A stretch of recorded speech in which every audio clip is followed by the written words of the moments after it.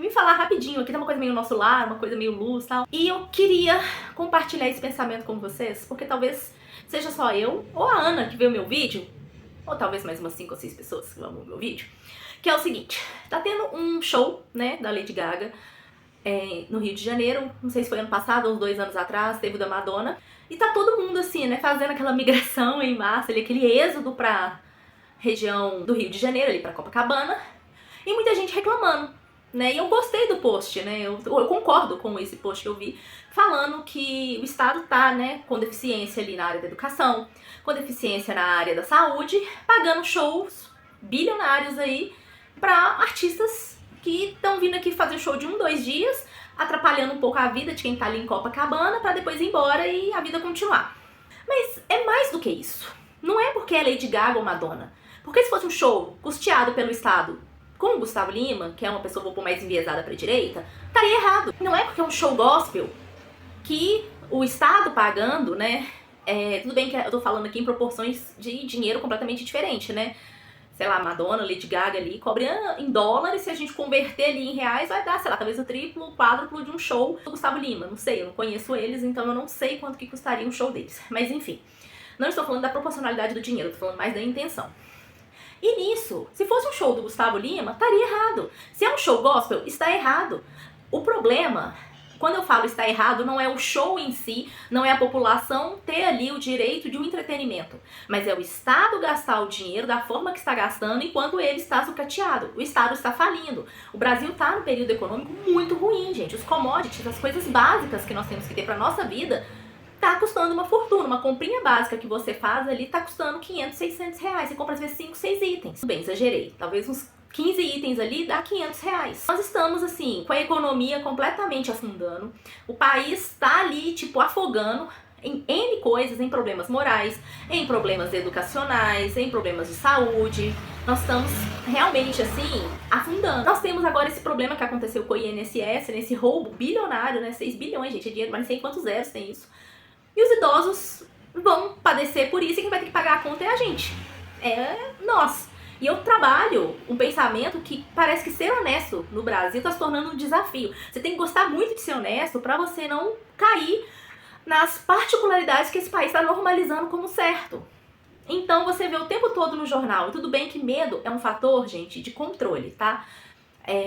Muito se fala sobre a questão da violência, muito se fala sobre a questão, né, do Estado estar ali tirando, querendo, né, aos poucos tirar ali o poder da polícia, desumanizando os policiais, e todo mundo fica meio que comprando essa ideia. Outro dia eu tava lá no serviço, e aí a Rotan, ela sempre, a partir das 9 horas, mais ou menos, ali na Praça 7, ela faz as manobras táticas pra poder o quê? Digamos, calibrar ali as barcas, né? Calibrar as viaturas, porque quando eles forem fazer perseguição, o carro tem que estar 100%. Então, eles fazem ali umas curvas mais acentuadas, eles, né, fazem zigue-zague com a viatura. E aí eu escutei um acefalado falando o seguinte: podia tombar. Porque essa exibição de poder, que não sei o quê. Aí um outro respondeu falando: olha, eu até não concordo com isso, mas isso não é exibição de poder. Eles estão fazendo com que os carros cheguem no limite para quando eles fazerem ali uma perseguição policial, para quando eles forem combater o crime, o carro esteja realmente 100%. Porque se um carro falhar, são 4 vidas ali na viatura que vai padecer. É uma pessoa que tá no passeio ali que pode, né? Porque o bandido, o delinquente, ele não se importa se você vai ser ou não pego por um carro, se na hora que ele fazer ali o pinote com a moto dele, se ele vai te machucar. Ele quer viver do jeito que ele acha que deve, porque o Estado passa a mão na cabeça de delinquentes. O que eu tô querendo só trazer é que o problema de ter esses shows caros, de ter esses momentos, não é pura e simplesmente porque o Estado decidiu fazer. O povo apoia, o povo concorda, o povo gosta. O brasileiro, ele não se dá dignidade. O brasileiro tem uma síndrome de vira-lata, ele acha que tudo de fora é melhor. Ele acha que tudo que é de outro país é mais interessante, que todo mundo em outro país vive muito melhor do que a gente. E parece que nós somos tão traumatizados que nós começamos a negar as mazelas que nós passamos para viver uma vida boa, né? Tem um psiquiatra que falou uma vez que nós sempre escolhemos a versão que menos dói para vivermos. Às vezes eu acho que o brasileiro, ele leva tudo tão na brincadeira que ele tá tão cansado de sofrer, de levar lapada, de tempo todo o Estado tá abusando do cidadão, né? Tá ali abusando ali das pessoas. E eu falo, esse abuso é o abuso de poder, A partir do momento que eles dão uma canetada lá e você tem que fazer gostando ou não, é porque eu sou a lei, eu faço. Então nós temos toda uma parte política que só visa os próprios interesses. Eles criam leis pensando nos erros que eles podem cometer e então se beneficiarem das brechas que eles pegam aqui na lei. E o brasileiro, eu acho que ele olha pra isso e ele se sente tão violentado, eu vou usar essa palavra, se sente tão humilhado que ele finge que não vê essas coisas, ou vê e finge, sabe? Traz aquela coisa do tipo assim, tá bom, sempre foi assim, vai ser assim, e aceita. Então essa falta de dignidade ao qual nós nos damos e damos ao outro, ocasiona e traz essa permissão pra acontecer o que tá acontecendo com esses shows. Ok, gente. Madonna, Lady Gaga tem um público que gosta? Beleza, vai ver seu show, vai ser feliz. Ontem, por exemplo, eu fui ver um jogo de futebol. Na hora eu fiquei, gente, que tanto de gente, deu mais ou menos 27 mil pessoas no estádio, era um jogo um pouco mais simples. E eu na hora eu falei, pô, é necessário às vezes esse entretenimento. É bom ter esse momento de você espairecer e esquecer da vida. Eu falo esquecer da vida no sentido de esquecer os problemas, esquecer um problema no serviço, uma briga e tal. É bom ter esse entretenimento. É necessário ter esse momento, sim, pra você espairecer, gente. É natural, é normal. O problema é o Estado, que está sucateado na educação, que está sucateado na questão de saúde, na questão de segurança, financiar ali, custear um show que é uma fortuna, enquanto o povo está padecendo com esgoto a céu aberto, enquanto não tem ali uma rua decente para as pessoas poderem dirigir, enquanto nós vamos ter que pagar esse rombo do INSS. Por quê? Porque eles não... Gente, essa conta não vai fechar e a gente vai padecer, ou seja, vai aumentar os impostos, eu vou ter que trabalhar mais, gastar menos comigo para cobrir um rombo de que praticamente ninguém tá falando nada. Eu não tô vendo a mídia, eu não tô vendo ninguém fazer um alarde com o que aconteceu com essa situação do INSS. 6 bilhões é muito dinheiro. E quem vai pagar é você, quem vai pagar sou eu, e o povo tá fingindo que não tá vendo. Aí vem a polêmica da camisa vermelha. Eu trato que as questões, eu acho que são absurdas. Colocar a camisa vermelha, fala assim, olha, põe essa cortina de fumaça, vamos falar dessa camisa vermelha, o povo vai ficar inflamado com a camisa vermelha e o escândalo do INSS é meio abafado. Ser honesto no Brasil, gente, tá virando um desafio. Todo dia você vê que a vantagem de quem é uma pessoa imoral, antiética, uma pessoa ruim, tá sendo vantajoso no Brasil. O Brasil é um local onde bandido tem mais privilégio. Eu tava vendo um vídeo em que o rapaz explicou que as pessoas em situação de rua, elas recebem ali o auxílio do Bolsa Família, que quem paga é vocês sou eu, mas o momento de pedirem ali dinheiro no sinal, e quando olha mais ou menos ali os benefícios, tudo, eles estão recebendo mais do que um trabalhador que tá ali na ponta do caixa do supermercado, que tá trabalhando ali no fast food, ou que tá trabalhando dentro ali de uma loja de departamento. Ele recebe mais. Então, ele por dia falou que recebe entre 150 e 200 reais, morador de rua falando, pedindo dinheiro no sinal. Ele tira R$1.000 por semana, se ele tirar 200 reais por dia. Isso, 4 mil, se ele tirar todos os dias, tá? 200 reais, vou pôr assim. Ele vai tirar 4 mil no mês. Mais o Bolsa Família. Ele vai estar recebendo muito mais do que você e eu que trabalhamos pra caramba, pegamos ônibus, ralamos pra caramba, pagamos imposto, tudo isso. Gente, o Brasil, ele tá numa inversão de valores. Eu não tô falando que dar dinheiro pra ele no sinal é errado ou certo. Só tô falando que quanto mais nós não nos valorizarmos e não darmos dignidade para nós mesmos, nós vamos padecer por isso. E os shows acontecem, por quê? Porque o povo vai, o povo não se manifesta. Tá lá, um êxodo de seres humanos para ver o show de algumas horas, tudo bem que é o ídolo, é a pessoa com quem eles se encantam, mas vale a pena? Olha o tanto que você gasta de dinheiro, olha o tanto que o Brasil tá padecendo, vale a pena? E ok, a pessoa pode falar assim, vale sim a pena, mas olha o impacto, o efeito colateral que isso vai dar na vida de muitas pessoas. Pessoas lá de comunidade que podiam ter esse dinheiro revestido ali pra ter saneamento básico. É não ter o esgoto a céu aberto, sabe? É a pessoa acordar de manhã e não ter aquele rastro de urina e fezes ali, ó, descendo na porta da casa dela. Por quê? Porque o Estado não dá o básico. A Constituição, ela diz que nós temos, né, direito à felicidade. Mas que felicidade é essa? Parece que é aquela frase do livro do George Orwell, que ele fala o seguinte, todos os animais são iguais, porém alguns são mais iguais que outros. É horrível você saber que tem pessoas que não estão tendo arroz e feijão para comer. Eu, pelo menos, me incomodo com isso. Eu não gostaria de pensar tanto nessas situações, mas qualquer ser humano que tem ele Deus no coração não consegue ficar em paz sabendo que tem gente padecendo que não tem ali um pedaço de carne pra comer, um arroz, feijão e uma carne, porque nem o ovo tá podendo comer, porque o ovo tá caro. Se não te traz indignação, você precisa rever o seu conceito de ser humano. Se todo mundo tratasse o outro como gostaria de ser tratado, o mundo melhoraria. Isso é bíblico. Mas assim, eu não precisaria exigir do outro que ele fizesse isso, porque automaticamente ele pensaria dessa forma. E sabe o que acontece? Ontem eu tava esperando uma colega minha pra gente entrar no estádio, e tava vendo assim, tipo, o pessoal super pagando pau ali pra um cachorrinho que entrou, e graças a Deus pela vida dos doguinhos, e o ser humano ali, tipo, xingando um ao outro. Aí eu pensei, eu falei assim, gente, mas que situação é essa, né? Ele é meu semelhante, ele é a pessoa com quem eu tenho uma troca ali, seja verbal, seja visual, e eu trato essa pessoa pior do que eu trataria um saco de lixo. Ah, mas é porque o ser humano é ruim, o animal é inocente. Beleza. Mas então se o outro me faz mal, eu começo a fazer mal também.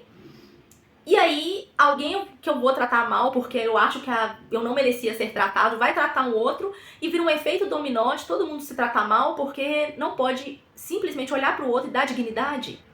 Sabe, Deus criou a gente à imagem e semelhança dele. Nós temos que olhar pro próximo e pensar que ele é a imagem e semelhança de Deus. Não a semelhança física, né, porque Deus é espírito. Mas você olhar para aquele e falar, gente, Deus morreu por essa pessoa. Eu gostando ou não, Deus morreu por essa pessoa. Deus deu sangue dela por essa pessoa. O mínimo que eu tenho que dar pra ela é respeito e dignidade. Ah, mas me trataram mal. Trata o outro bem. O problema do outro é do outro. Se te trataram mal, você não tem que se influenciar por isso e tratar o outro mal como vingança. Para em você essa violência, para em você essa maldade. Ah, mas você não sabe o que eu passei, a minha história, mas não é questão disso. Todo mundo tem dores. Se eu sentar pra vocês contar a minha história, vocês vão chorar comigo.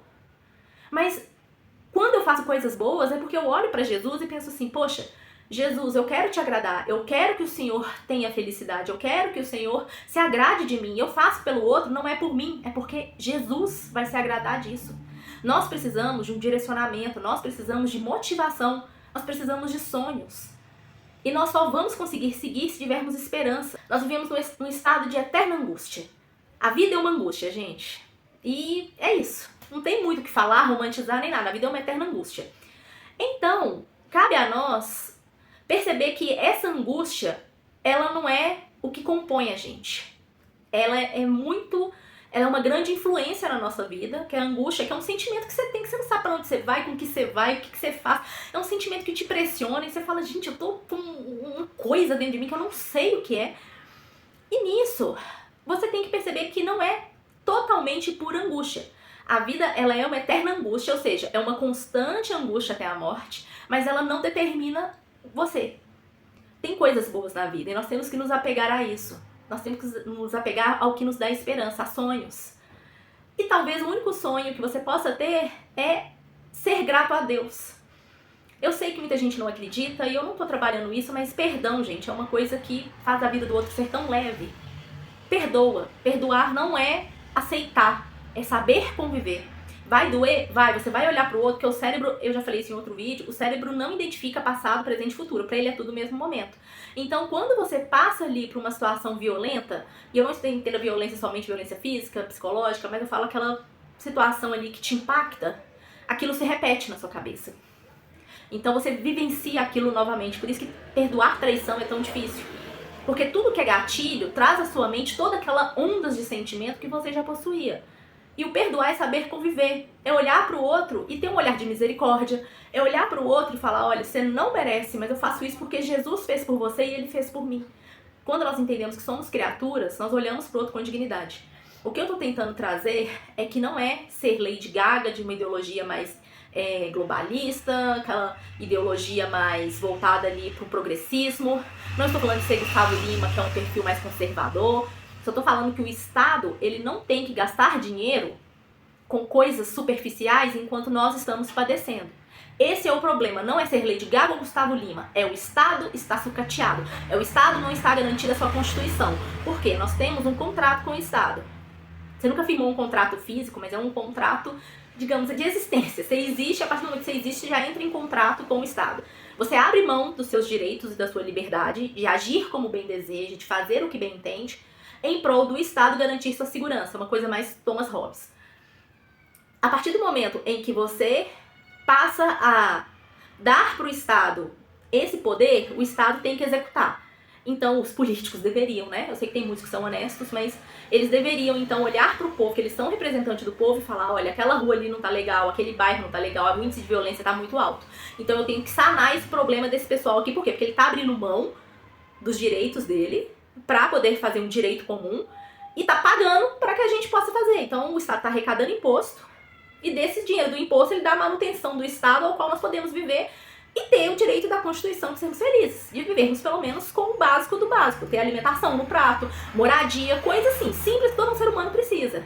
Mas essa classe aqui, ela não entende isso. Essa classe aqui, ela olha pra você como um objeto.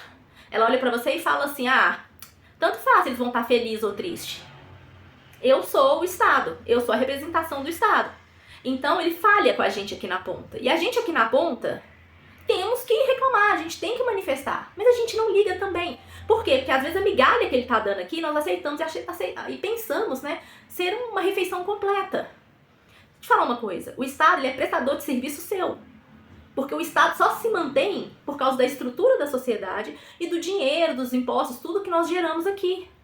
O Estado, ele não é uma entidade, ele não é um ser corpóreo, um espírito que paira. Ele é uma troca. O povo alimenta o Estado e o Estado, ele devolve pro povo os direitos que ele designa lá na Constituição. Eu não sou, perita em nada, eu só sou historiadora de religião, mas o mínimo do pouco, assim, que eu posso entender é que a troca tá ruim, não tá legal. Então, nós temos que pensar, gente, com a razão, não é com o coração. As eleições estão vindo aí e a gente tem que repensar. Poxa, beleza, eu amo o governo atual. Não amo não, tá amarrado, eu só tô dando um grande exemplo. Eu amo o presidente que tá aqui. Eu não amo, tá? Vou deixar aqui o tempo todo. Não amo porque eu não amo o atual presidente. Mas ele tá fazendo o que é bom pro Estado? Ah, mas eu gosto dele. Gostar não é argumento. Você tem que olhar tudo que tá acontecendo. Nesses 2 anos de governo, olha o que tá acontecendo com o Brasil. Você gostando ou não, você pode até fingir que não está vendo, porque você é todo traumatizado na sua vida. Mas olha o tanto de gente que você tá impactando na sua volta. Você tem que parar de ser egoísta. Se chama egoísmo. Então, não é sobre, por exemplo, ser Lula e Bolsonaro. Não é sobre ser esquerda e direita, gente. É sobre a sua vida e como você tem que viver nesse país. No meu trabalho, eu trato muito assim, que eu tenho que fazer o que é melhor naquele serviço para que eu me sinta confortável em fazer essa troca do meu tempo, das minhas habilidades, para a empresa também me retribuir financeiramente, pagando pelo trabalho que eu estou fornecendo. Se tá ruim para eles e para mim, não dá. É isso, gente, não tem como acabar com o Estado, simplesmente mudar as leis e tal, porque o ser humano ele não é tão altruísta dessa forma. Ah, devemos acabar, todo mundo vai ser igual, porque a ideologia de esquerda fala que todo mundo vai ser igualmente pobre. Gente, se nós temos um governo que é mais enviesado pro lado da esquerda, e eles não estão conseguindo fazer isso, você acha mesmo que vai funcionar? Você acha que você é nobre o suficiente para poder doar suas coisas para que o outro viva? A gente tá vendo isso na pele. A partir do momento que eu tenho que trabalhar para sustentar um tanto de gente com Bolsa Família, essas pessoas não se interessam em trabalhar, porque elas sabem que se elas trabalharem, elas perdem essa mesada do governo, tá errado. Isso chama parasitismo. Isso não é sermos nobres e gentis com os outros. Valores têm que ser resgatados. E nós não estamos resgatando valores. Na verdade, nós estamos fazendo o contrário. Parece que nós estamos diluindo cada vez mais valores, virtudes e princípios em prol de benefícios. Outro dia eu conversei com um amigo meu, só para concluir, nós estávamos falando sobre certo e errado. Aí eu falei com ele que todos nós temos dentro de nós imputado a ideia de certo e errado. Aí ele até falou comigo assim, mas nem sempre é assim, é questão muito individual e tal. Eu falei, mas ele até citou uma situação lá que ele falou assim, não, mas porque fulano tira vantagem. Eu falei, se tá tirando vantagem é porque é errado. Então existe sim um certo e errado. A partir do momento que eu tô tirando vantagem de alguém para meu próprio benefício, tá errado. O outro, gente, é meu semelhante. Só a gente, no reino animal não acontece essas coisas não. Só a gente que planeja e tem prazer em matar o outro, prazer em fazer sacanagem, prazer em suprir todas as nossas necessidades, os nossos ímpetos, porque nós queremos alegria, queremos felicidade. Então o problema é do outro. Nós desumanizamos o ser humano. Nós valorizamos mais os animais, valorizamos mais objetos. Mas porque o ser humano é ruim. E você também é o arauto da bondade. Você não é. Então olha para o outro e começa a entender que o outro ele é tão falho quanto você. Ele pode ter muito mais falha de caráter, ele pode ser muito mais vil, mas o que o outro é do outro. Se você for uma pessoa boa, Glória a Deus por isso. E a outra pessoa que você tanto julga começar a pensar que ela pode ser uma pessoa boa, graças a Deus por isso também. A gente tem que se esforçar para ser um ser humano melhor. Nós temos que nos esforçar para fazer com que o outro tenha dignidade. Isso é independente de religião, isso é independente de credo, de fé, de liturgia. Dar dignidade ao outro é o mínimo que você tem que fazer como ser humano. É isso que eu queria que vocês pensassem. Não é show em si, não é um futebol, não é um evento cultural, não é isso, gente. O problema não é o Estado presentear as pessoas com algum tipo de entretenimento. Mas antes do Estado fazer isso, ele tem que estar muito bem estruturado com as coisas básicas que as pessoas têm que ter, que é dignidade, moradia, respeito, alimento no prato. É isso que o ser humano tem que ter. Se você não consegue dar isso às pessoas, então reveja sua vida, reveja tudo, reveja até sua religião se você tiver, porque com certeza não é isso que nenhuma religião pede. Nenhuma religião ela entra falando assim, destrói o outro pra você se sentir bem. Nenhuma. Então você tem dentro de si a verdade, você tem dentro de si o que é certo e errado, você pode não praticar, mas tem dentro de você. É isso, gente. Ficou um vídeo um pouquinho mais longo, mas eu vou tentar dar uma enxugada nele. Fiquem com Deus, reflita. É isso aí, gente. Beijo, tchau.